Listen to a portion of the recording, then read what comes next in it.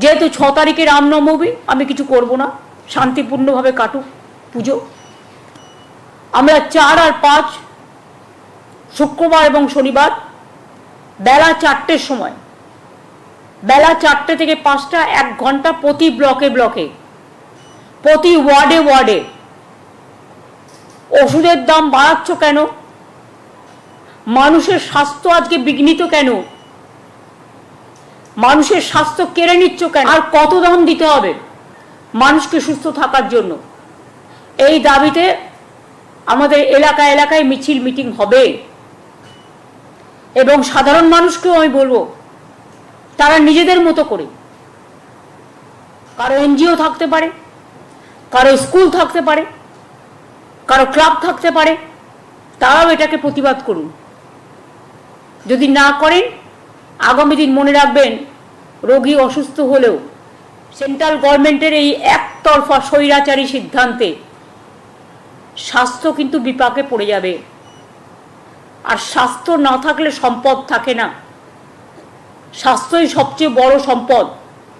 আর কত টাকা কেন্দ্রীয় সরকার নিজেদের ঝুমলাবাজি বন্ধ করবে? ইলেকশনের সময় বড় বড় কথা, আর ইলেকশন হয়ে গেলে তখন সব উইথড্র করে নাও। কেন জিএসটিতে, মেডিক্লেমে জিএসটি দিতে হবে? কিসের জন্য? কেন মানুষকে একটা ফ্ল্যাট কিনতে গেলে জিএসটি দিতে হবে? কেন হিরেতে জিএসটি ট্যাক্স নেই? কেন জিরেতে জিএসটি ট্যাক্স থাকবে? কোথায় যাবে সাধারণ মানুষ, গরিব মানুষ? আমি পরিষ্কার বলছি, let the good sense must prevail. We cannot accept the price hike of medicine and GST for mediclaim. We cannot accept. And I will request my parliament members also, they are fighting for walk up today. সেটা হচ্ছে, আমি একটা ব্যাপারে খুব শঙ্কিত এবং আমি দুঃখিত এবং আমি মর্মাহত। সেটা হচ্ছে, সোসাইটির ইকোনমিক প্যারামিটারস হচ্ছে গরিব মানুষরা যাতে তাদের ন্যায্য জিনিস পায় ন্যায্য মূল্যে। সোসাইটির ইকোনমিক প্যারামিটারস হচ্ছে খাদ্য, বস্ত্র, বাসস্থান এবং এখন জুটেছে স্বাস্থ্য। খাদ্য, বস্ত্র, বাসস্থান এবং স্বাস্থ্য, স্বাস্থ্যই সম্পদ আজকের দিনে। এবং যার জন্য আমরা স্বাস্থ্যসাথী থেকে শুরু করে আমাদের জেনারিক মেডিসিন যাতে গরিব লোকে কম পয়সায় কিনতে পারে, ফেয়ার প্রাইস মেডিসিন সেন্টার থেকে শুরু করে, মেডিসিন শপ থেকে শুরু করে, ফেয়ার প্রাইস ডায়াগনস্টিক সেন্টার থেকে শুরু করে সবটাই আমরা করেছি। হ্যাঁ, আপনারা আমাকে বলতে পারেন যে নবান্ন থেকে আপনি কথা কেন বলছি এই কারণে, আমি 2টো পোস্ট বিলং করি। আমি গভর্নমেন্টের হেলথ ডিপার্টমেন্টটাও দেখি এবং ফ্রি মেডিসিন, ফ্রি ট্রিটমেন্ট করতে গিয়ে বছরে আমাদের অনেক টাকা খরচ হয়। প্রত্যেকটা হসপিটালে আমরা ফ্রি ট্রিটমেন্ট দিই গভর্নমেন্টের। প্রায় 30-35 হাজার বাচ্চাদের আমরা হার্ট অপারেশন করে দিই বিনা পয়সায়। আমরা জেনারিক মেডিসিন দিই খুব কম পয়সায় আমাদের ডাক্তাররা হসপিটালে। তাছাড়াও fair price medicine centre, diagnostic সেন্টারেও প্রায় 70% পর্যন্ত তারা কনসেশনে পায়। এগুলো কেন করেছিলাম? কারণ স্বাস্থ্যই সম্পদ বলে। কিন্তু ইদানিং আমরা লক্ষ্য করছি, যেমন কেউ বাড়ির জন্য লোন নিলে তার উপর জিএসটি বাড়িয়ে দিচ্ছে, তেমনি হেলথ ইন্স্যুরেন্সেও জিএসটি চালু করেছে। আমি বারবার চিঠি লিখে প্রধানমন্ত্রীকে আবেদন করেছিলাম যে হেলথটা হচ্ছে মানুষদের ওয়েলথ, হেলথের ওপরে বাধা নিষেধ আরোপ করে ট্যাক্সেশন করা উচিত নয়। আমরা রাজ্য জিএসটি করে দিয়েছিলাম একটাই কন্ডিশনে, যে জিএসটির টাকাটা আমরা আমাদের প্রাপ্যটা পাবো, কিন্তু সেটা তো পাচ্ছে না, সেটা হচ্ছে না।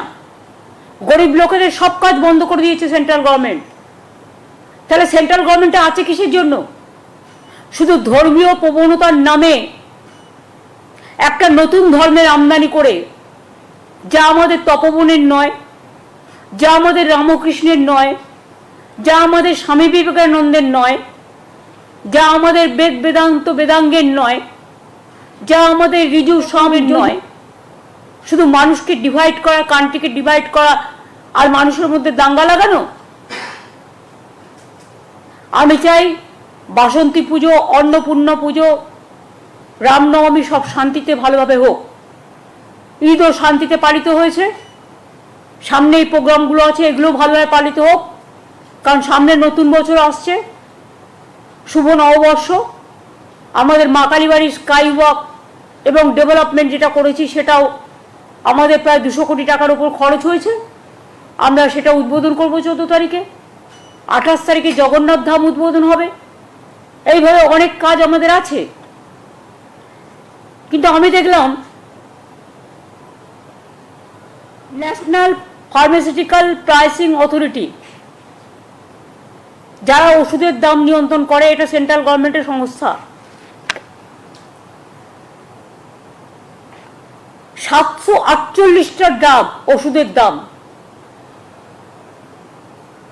যা গরিব মানুষ কেনে, এবং 80টা নন শিডিউল ড্রাগ মানে ওষুধ ফ্রম দ্য 1 এপ্রিল 2025 বাড়িয়ে দিয়েছেন। এইসব ওষুধ কেনে কারা?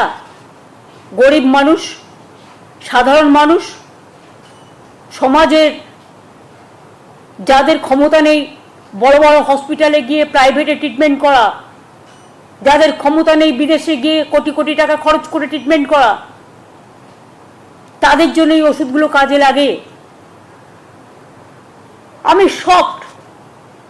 আপনারা জানেন আমরা কেন কোলেস্টেরল যে tablet atorvastatin or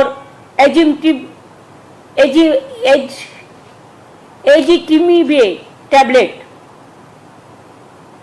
two control cholesterol, মানে হার্ট ডিজিজকে কন্ট্রোল রাখার জন্য 31.8% বাড়িয়ে দিয়েছে, যেটা মানুষের প্রায় 80% মানুষকে খেতে হয়। অ্যাট্রোভাস্টিন অ্যান্ড এজেটিমিবে ট্যাবলেট, এটাও প্রায় টু কন্ট্রোল কোলেস্টেরল,